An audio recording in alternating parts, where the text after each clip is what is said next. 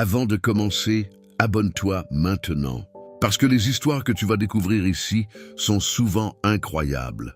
Et reste jusqu'à la fin, puis dis-moi en commentaire ce que tu en penses. Il existe des endroits dans le monde où l'utilisation du téléphone n'est pas seulement une habitude, mais un véritable sujet de contrôle social. Là-bas, ce n'est pas juste l'enfant qui est surveillé, ce sont aussi les parents. Et dans certains cas, ils peuvent même être tenus responsables du comportement numérique de leurs enfants. Une réalité qui paraît impossible ailleurs, mais qui existe bel et bien. Dans ce pays, l'objectif est clair, protéger les jeunes contre la dépendance aux écrans et aux jeux vidéo. Les autorités ont mis en place des règles extrêmement strictes concernant le temps passé devant les écrans, surtout pour les mineurs. Et quand ces règles ne sont pas respectées, la responsabilité peut remonter jusqu'aux parents eux-mêmes. En Chine, les autorités ont mis en place depuis plusieurs années des mesures strictes concernant l'usage des jeux vidéo et des écrans chez les mineurs. Les enfants et adolescents n'ont le droit de jouer en ligne que pendant des créneaux très limités, souvent réduits à seulement quelques heures par semaine, avec des restrictions qui s'appliquent automatiquement sur les principales plateformes de jeux. L'objectif affiché est de lutter contre l'addiction aux jeux vidéo, considéré comme un véritable enjeu de santé publique. Pour cela, les plateformes doivent appliquer ces règles de manière stricte, en vérifiant l'identité des joueurs et en bloquant l'accès une fois le temps autorisé dépassé, afin d'empêcher toute utilisation prolongée en dehors des limites fixées. Mais ce qui choque le plus, c'est que la responsabilité ne s'arrête pas uniquement à l'enfant. Dans certains cas, les parents sont fortement encouragés et parfois même contraints à surveiller de près l'usage numérique de leurs enfants, afin de s'assurer que les règles soient respectées. Les écoles, les communautés locales et parfois même certaines autorités peuvent intervenir pour rappeler aux parents leur rôle dans le contrôle du temps d'écran. L'idée est simple.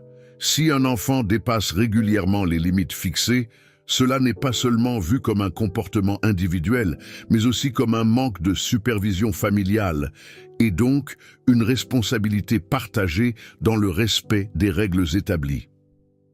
Dans cette logique, l'écran n'est plus considéré comme un simple outil du quotidien, mais comme un élément perçu comme potentiellement risqué pour les jeunes.